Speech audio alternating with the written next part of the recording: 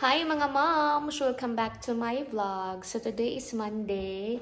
And then, karon pa jud ko na human o pabasa sa akong mga bata. Especially itong mga bata na ako nga dili pag yun kaayo, hanas mo basa. So every afternoon, ako dito silang ibilin para mag-practice og basa. And starting na gyud karon, no? Every day na gyud nako sila ibilin. Kahapit na ba mahuman ang school year. So nakoy usa ka student nga naa siya, though wala dili siya diagnosed nga na something niya, pero pakita naman ko sa iyang mga actions, yang the way he speaks. And then pag first quarter ato makabasa siya pero dapat na ay dash. For example, ama, a dash ma, makabasa siya.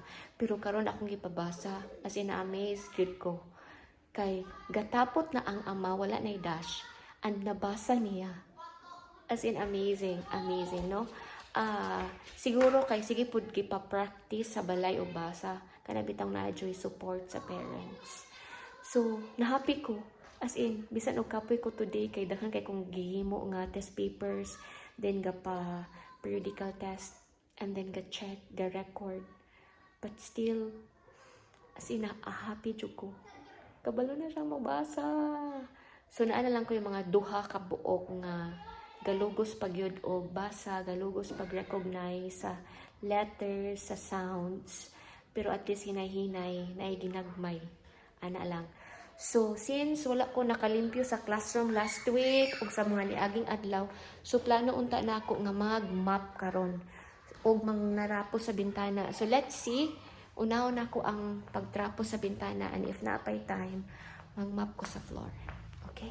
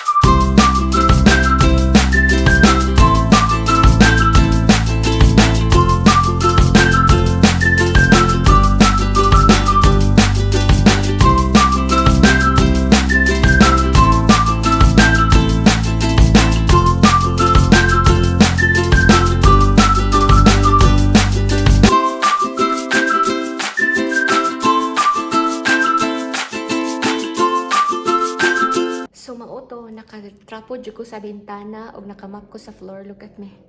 I'm sweating. Like sweating. So, exercise po din siya, no? Kaya siguro ba may kalingkod, tindog, at office. So, dili yung kayo makapasingot, no?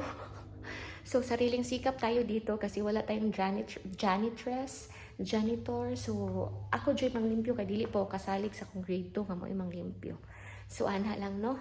So, medyo okay na akong classroom. So, time check, it's already 4:53. And I will keep my things na, my laptop.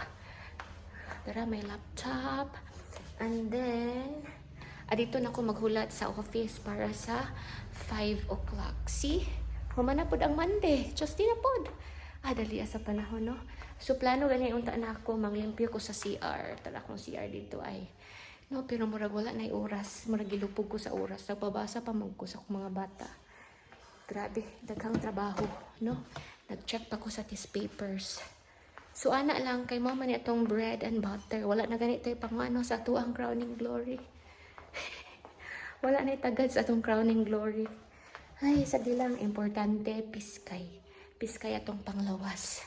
No? Ana lang, so ugma, magpabasa na pug ko. Lang, grabe oh. Ang ugma siguro, limpyo ko sa ako ang CR. So, ana lang, no? So, basi na pa ko yung time. Basi na pa ko yung mga 2 minutes. See you later. Ako usang limpyohan akong CR kadali. So, mauto. Naka-limpyo ko kadali dyan sa CR. Alright? That's all for today. I hope you enjoy this video. And if you do, please leave a comment, give a thumbs up, and don't forget to subscribe. See you next time. Babush! Grabe ang singot. But the last thing atong buhaton, turn off the breaker.